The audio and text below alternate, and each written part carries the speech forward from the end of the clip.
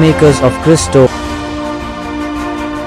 எஸ்ஐயா 43வது அதிகாரம் 25வது வசனத்திலே, நானே உன் மீறுதல்களை என் நிமித்தமாகவே குலைத்து போடுகிறேன், உன் பாவங்களை நினையாமலும் இருப்பேன். தெய்வ பிள்ளைகளே, உன் பாவங்களை நினையாமல் இருக்கிறேன் என்று ஆண்டவர் சொல்லுகிறார். நம்ம செஞ்ச பாவம் ஒரு பாவமா, 2 பாவமா, 3 பாவமா, ஏகப்பட்ட பாவங்கள் செய்தோம். சின்ன பிள்ளையில பொய்களை சொன்னோம், அப்புறம் படிக்கிறதுல ஏமாத்தணும், காப்பி அடிச்சோம், இல்ல வேலை கிடைச்சதுல குளறுபடி, லஞ்சம் வாங்கணும், ஏமாத்தணும், காசை சேர்த்தோம், வீட்டை சேர்த்தோம், பொய் சொன்னோம், ஏமாத்தணும், பொண்டாட்டிக்கு துரோகம் செஞ்சோம், புருஷனுக்கு துரோகம் செஞ்சோம், பிள்ளைங்களுக்கு துரோகம் செஞ்சோம், அம்மா அப்பாவுக்கு துரோகம் செஞ்சோம். இன்னமும் நம்ம காமத்திலும் மோகத்திலும் இருந்து கொண்டிருக்கின்றோம். பொய் சொல்றோம், வஞ்சகம், பொறாமை எண்ணம், மற்றவனை அழிக்கணும்னு எண்ணம், பலவிதமான பாவங்களுக்குள்ளாய் நான் வாழ்ந்துட்டு வந்தோம். அதை மறக்கவே முடியாது. எல்லாம் பாவிதான், எல்லாம் துரோகம் செஞ்சோம் தான், எல்லாமே ஏமாத்தணும் தான், காம மோக பாவம் குடி பாவம் நிறைய செஞ்சோம் தான். இந்த வேளையில நாம் பாவ மன்னிப்பு கேட்கிறோம். அதை ஆண்டவர் நினைச்சிட்டு இருக்கிறாரா? ஆண்டவர் தண்டிச்சிருவாரா? ஐயோ ஆண்டவர் சபிச்சிருவாரா? தேவன் உன் பாவங்களை நினைச்சுக்கிட்டு அவர் என்ன கோயிலா கட்ட போறாரு? அதெல்லாம் அவர் மறந்துருவார். உன் பாவங்களை எல்லாம் அவர் மறந்துருவார். இதுல பாவ மன்னிப்பு பெறுவது மட்டும்தானா உன் குறிக்கோள்? சேச்சா, பாவ மன்னிப்பு பெறுவது மட்டும் நம்முடைய குறிக்கோளாக இருக்கவே கூடாது. பாவ மன்னிப்பு ஆண்டவர் கொடுத்துட்டார், நம்முடைய பாவங்களை அவர் மன்னிச்சிட்டார். எப்ப நம்ம இறைவனா மாற போகிறோம்? கேள்விக்குறி தெய்வ பிள்ளைகளை. கடந்த கால பாவங்கள் போயிடுச்சு, இனி வரப்போகிற காலத்துல நீ எப்படி மாற போற? இன்னமும் லஞ்சம் வாங்க போறியா? இன்னமும் பொண்டாட்டி புருஷனுக்கு துரோகம் செய்ய போறியா? இன்னமும் பிள்ளைங்களை ஏமாத்த போறியா? இன்னமும் பகை உணர்வோடு வாழ போறியா? இன்னமும் அந்த பொறாமை எண்ணத்தோடு அடுத்தவனை அழிக்கணும்ன்ற எண்ணத்தோடு நீ வாழ்றியா? இன்னமும் காமம் உன்னை ஆட்கொள்ள போகிறதா? இன்னமும் குடிக்க போறியா? அழிய போறியா? சாக போறியா? சாபமா மாற போறியா? தேவன் கேட்கிறார். இந்த தவ காலம் உன்னை இறைவனா மாத்திரத்துக்குரிய காலம். தெய்வ பிள்ளைகளே, என்றவர் பாவங்களை நினைப்பது இல்லை, விட்டுட்டாரு. இனி எப்படி நீ மாற போகிறாய்? எழுந்தரடா, போதும்டா, நிப்பாட்டடா.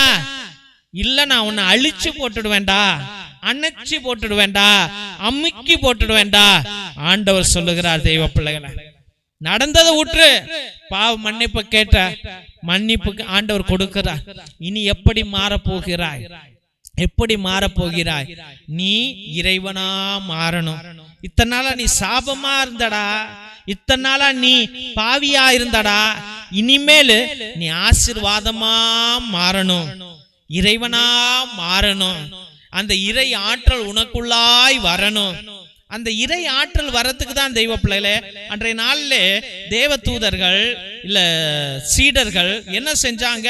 இந்த 11 பேர் அன்னை மரியாளோடு ஒரு அறையில அமர்ந்து கொண்டு ஜெபித்து கொண்டு இருக்கையில ஆவியானவர் வந்தார், பரிசுத்த ஆவியானவர் வந்தார். நம்ம கத்தோலிக்க திருச்சபை கொடுப்பது அருமையானது. தந்தை மகன் தூய ஆவி, தந்தை மகன் தூய ஆவி. அப்பாட்டேந்து மகன் வந்தார், மகன் ஆவி வந்திருக்குது. அப்ப அந்த ஆவியை நீ உணரணும், பரிசுத்த ஆவியை உணரணும், அந்த பரலோக ஆவியை உணரணும், அந்த சக்தி வாய்ந்த ஆவியை உணரணும். அப்ப நீ ஆண்டவருடைய ஆவியை நீ உணரும் பொழுது நீ ஆசீர்வாதமா மாற போற, நீ ஆசீர்வாதமா மாற போற. பயந்த திருத்தூதர்கள் அந்த அறைக்குள்ள இருந்த பொழுது அவங்க பயந்தவர்களாக இருந்தார்கள். ஆனா வெளியே வந்தபோது நெருப்பா மாறினாங்க. அதே போல மனிதனே, மகனே, மகளே, இன்னைக்கு ஆண்டவர் நீ சாதாரணமா ஒருத்தின்னு நினைக்கிறியா? சாதாரண ஆளு நீ நினைக்கிறியா? நினைக்காத. சக்தி வாய்ந்தது உன் உள்ளத்துல இருக்குது. உனக்குள்ள ஒரு ஆவி இருக்குது. அந்த ஆவியை நீ உணரணும், உணரணும், உணரணும். அப்ப நீ ஒரு பிரகாசமான மனிதனாக மாறுவாய், பிரகாசமானவனாக மாறுவாய். இதுதான் ஆண்டவர் நமக்கு கற்றுக் கொடுக்கிறார். பின்பற்றுவோம், மாறுவோம், ஜெயிப்போம், வெற்றி அடைவோம். ஆமென். திருசிலுவை ஆசீர்வாதத்தை பெற்றுக்கொள்வோம். தந்தை ஆசீர்வாதத்தின் திருசிலுவை. திருசிலுவை உனக்கும் உன் குடும்பத்திற்கும் வெளிச்சமாய் இருக்கிறது. நரக சர்ப்பம் உனக்கு அதிபதியாக வேண்டாம். சாத்தானே அப்பாலே போ. அபத்தங்களை பிள்ளைகளுக்கு போதிக்காதே. நீ கொடுப்பது தீது, நீயே அந்த நஞ்சை உட்கொள். நற்கருணை ஆசீர்வாதத்தை பெற்றுக்கொள்வோம். எல்லாம் அல்ல இறைவன், தந்தை, மகன், தூய ஆவியார் உங்களையும் உங்கள் குடும்பத்தையும் ஆசீர்வதித்து வழி நடத்தி காத்தருள்வாராக. ஆமென், ஆமென், ஆமென். இறை இயேசுவில் அன்பார்ந்த சகோதர சகோதரிகளே, உங்கள் அனைவருக்கும் எங்களுடைய மனமார்ந்த நன்றிகளை தெரிவித்துக் கொள்கிறோம். எத்தனையோ பேர் எங்களுடைய ஏழை எளிய பிள்ளைகளுக்கு உங்களால் முடிந்த பழைய துணி, பத்தாத துணி, பயன்படுத்தாத துணி, நோட்டு, பேனா, புஸ்தகங்கள் என்று சோலார் லைட் என்று நீங்கள் அனுப்பி கொண்டே இருக்கிறீர்கள். அதற்காக என்னுடைய மனமார்ந்த நன்றிகளை தெரிவித்துக் கொள்கிறோம். தெய்வ பிள்ளைகளே, நீங்கள் அனுப்பிய ஒவ்வொரு துணியையும், ஒவ்வொரு நோட்டு, புஸ்தகம், பேனாவையும் எங்களுடைய சபை ஸ்தாபகர் மோஸ்ட் ரெவரண்ட் பிஷப் ஹிபோரா குசாலா மற்றும் எங்களுடைய சபை தலைவர் ரெவரண்ட் ஃபாதர் கிஷோர் பாபு ஒவ்வொரு நாளும் ஏழை எளிய பிள்ளைகளுக்கு அதை பகிர்ந்து கொண்டே இருக்கிறார்கள். அதை தான் இந்த போட்டோல நீங்க அனைவரும் பார்த்து கொண்டிருக்கிறீர்கள். மற்றும் உங்களால் முடிந்த அளவுக்கு உங்களுடைய உற்ற உறவினரிடம் சொல்லி கூட இந்த பழைய துணி, பத்தாத துணி, பயன்படுத்தாத துணிகளையும் மற்றும் ஏதாவது நோட்டு, பேனா, புஸ்தகங்களை கூட நீங்கள் தொடர்ந்து அனுப்பும்படியாக அன்போடு வேண்டுகின்றோம். மற்றும் தெய்வ பிள்ளைகளே, ஒவ்வொரு நாளும் மதியம் 3 மணியிலிருந்து 5 மணி வரைக்கும் தேவனோடு ஒன்றித்து இறை இரக்கத்தின் ஜெபமாலை, நற்கருணை ஆராதனை, நவநாள் மற்றும் உன்னத திருப்பலியை உங்களுடைய கருத்துகளுக்காக 2 மணி நேரம் ஒரே குருவானவர் ஜெபிக்கிறார் என்றால் உலகத்துல எங்கேயுமே நடக்கல. அது தயவு செய்து தெய்வ பிள்ளைகளே, உங்களுடைய கருத்துக்களை அனுப்புங்க. உங்களுடைய கருத்துக்களுக்காக நாங்கள் அனுதினமும் ஜெபித்துக் கொள்வோம். ஒருவேளை நீண்ட நாட்கள் உங்களுடைய கருத்துக்கள் நிறைவேறவில்லை என்றால் நேர்த்தி திருப்பலி அர்ப்பணிங்கள். 3 திருப்பலி, 5 திருப்பலி, 7 திருப்பலி, 9 திருப்பலி, 12 திருப்பலி, 21 திருப்பலி, 30 திருப்பலி, 33 திருப்பலி என்று நீங்கள் அர்ப்பணிப்புக்கலாம். உங்களுக்காக அனுதினமும் நாங்கள் ஜெபித்துக் கொள்வோம். 2 மணி நேரம் ஜெபிப்போம். பேரை சொல்லி சொல்லி ஜெபிப்போம் என்பதை அன்போடு தெரிவித்துக் கொள்கிறோம். மற்றும் அவருடைய குடும்பத்தில் யாராவது உங்களுடைய உறவுகள், நெருங்கிய உறவுகள் மரித்திருந்தால் நீங்க கிரகோரியன் மாஸ், அதாவது புனித கிரகோரியார் திருப்பலியை நீங்கள் அர்ப்பணிக்கலாம். 30 திருப்பலி, ஒவ்வொரு திருப்பலிக்கும் ரூபாய் 100 என்பதை அன்போடு தெரிவித்துக் கொள்கின்றோம். ஆத்ம இளைப்பாறுதலுக்காக இதை அர்ப்பணிப்பார்கள். நம்முடைய திருச்சபையில உங்களுடைய கருத்துக்களை நீங்கள் அனுப்பலாம் என்பதை அன்போடு தெரிவித்துக் கொள்கிறோம். மிரக்கல் ஆயில் அதிசய எண்ணெய், இது கோகனட் எண்ணெய் கிடையாது. இது அற்புதங்களை செய்யக்கூடிய வல்லமையான எண்ணெய்.